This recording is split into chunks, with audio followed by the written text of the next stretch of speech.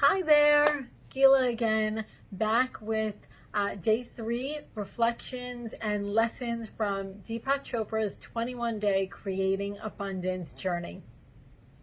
Today's lessons are really exciting.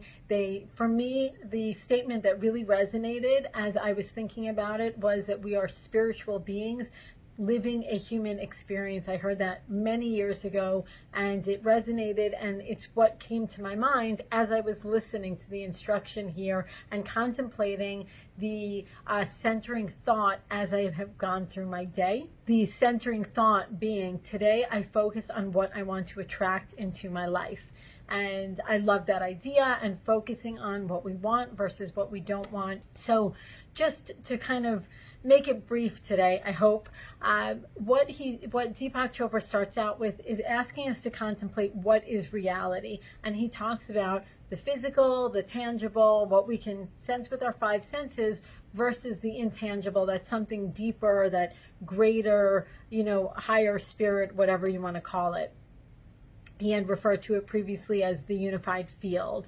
So he talks about that being what we need to tap into in order to really live and create the abundance that we want, whatever that may be, unbounded joy, better relationship, something tangible, physical, some possession that you want, whatever it is, it doesn't matter. He talks about how, builds upon what we talked about yesterday, of all of us being made from the same thing, including everything in the universe, and he refers to it as matter, and talks about how, matter is ever changing, but yet we view matter as reality and we view it as changeless. And so those things really contradict. In the words of Abraham Hicks, for anybody who's familiar, they would call that a false premise, which throws everything off. So if you really think about it, if you are able to change everything just with your thoughts, really, really powerful stuff.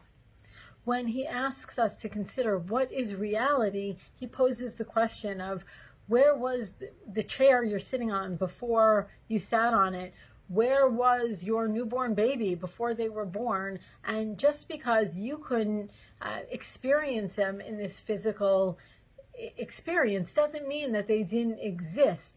And what's really eternal and unchanging is our spiritual, that spiritual part of us, that eternal part of us. That's the part that's ever changing.